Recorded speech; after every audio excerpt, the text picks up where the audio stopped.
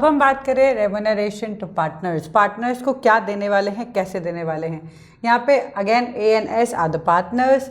A is to get commission of 10% on that is of net profit before charging any commission. मतलब profit में से कोई भी commission नहीं कटना चाहिए, उस प्रॉफिट का डायरेक्टली 10% ए को कमीशन मिलेगा। तो पहले तो प्रॉफिट तो लिख लें यहाँ पे, वो बहुत ज़रूरी है। By profit and loss account कितना है हमारा प्रॉफिट, 88,000। कुछ भी आप देते हो किसी भी पार्टनर को तो आप डेबिट में लिखते हो, हम जब भी फर्म देती है या फर्म लेती है तो क्रेडिट में लिखते हैं। अभी हम कमीशन दे रहे हैं तो हम यहाँ लिखेंगे एज कैपिटल अकाउंट। क्या दे रहे हैं हम, कमीशन दे रहे हैं। कैसे कैलकुलेट करेंगे, ऐसे कमीशन दे रहे हैं, कैलकुलेशन देखो अभी सीधा डायरेक्ट है, बिफोर है तो इसीलिए 88,000 का into 10 divided by 100 that means directly.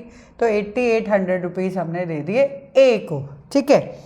अब बात करते हैं एस को। एस से सेइंग कि I will get the commission on 10% on the net profit after charging all the commission.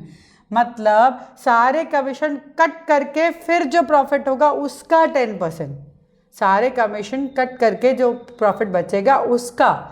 तो मतलब उसके खुद का प्रॉफिट, उसके खुद का कमीशन भी कट करना पड़ेगा। 10% तो जो आयुष का गया वो तो गया, ठीक है, जो बचा उसके ऊपर उसका भी, मतलब सी 88,000 है, इसमें से हम ए को दे चुके हैं 8800, ठीक है। यहाँ पे 0027 माइनस 8 9, मतलब ये प्रॉफिट बचा है। इस प्रॉफिट पे एस को अपना कमीशन कट करके लेना है। कट करके लेना हो तो हम क्या करते हैं, ध्यान दो, इनटू जितना भी ए का कमीशन होगा परसेंटेज वो डिवाइडेड बाय 100 प्लस 10। क्या करना है हमें, 79,200 इंटू 10 डिवाइडेड बाय 100 प्लस 10। जब भी आफ्टर वर्ड लिखा हो तो जितना भी परसेंट आप दे रहे हो उसके डिवाइड में वो उतना ही ऐड करना है। क्यों करते हैं हम ऐसा, हम इसलिए ऐसा करते हैं क्योंकि इसके आप अभी क्या बोला उसने, आफ्टर चार्जिंग कमीशन, मतलब ये जो प्रॉफिट है इसके अंदर उसका भी कमीशन इंक्लूडेड है ना। तो हमें वो इंक्लूडेड कमीशन अगर मैं इंक्लूड करती हूँ ये 10%, तो ये 110% ऑलरेडी हो जाएगा। 79,200 110% हो जाएगा, उसमें से हमें 10% उसका कमीशन निकालना है।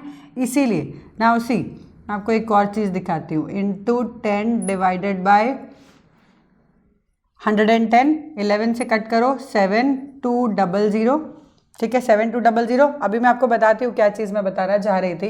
पहले हम एस को दे देते हैं, एस कैपिटल अकाउंट क्या दे रहे हैं, कमीशन दे रहे हैं। कमीशन कितना दे रहे हैं, इज इक्वल टू 7 इंटू जो ये वाला पार्ट था 10 डिवाइडेड बाय 110। तो कितना निकाला हमने, 7200। मैं आपको क्या बताना चाह रही थी, 79,200 में से आप 7200 हटा दो जो कमीशन आपने दिया एस को, तो आपका प्रॉफिट कितना बच रहा है, चेक कितना बच रहा है, 72,000 जो प्रॉफिट डिस्ट्रीब्यूट होगा। ये बचे हुए प्रॉफिट का 10% निकालो, कितना होता है, बचे हुए प्रॉफिट का 10% 7200 यही दे रहे हैं ना, 7200 हमें यही देना था ना, after charging all the commission जो प्रॉफिट बचे उसका 10%। पर ये डायरेक्टली हम इस पर नहीं पहुंच पा रहे थे क्योंकि ऑलरेडी इसके अंदर 10% इंक्लूडेड था, इसीलिए हमें 10 डिवाइडेड बाय 110 करना पड़ा, जिससे हम एस के कमीशन पे पहुंचे। अब क्या करना है, सिंपल है, प्रॉफिट को बांट देना है। 72,000 कोई परसेंटेज नहीं दी है तो इक्वल, ठीक है। सो यहाँ लिखेंगे to profits transferred to S capital and S capital.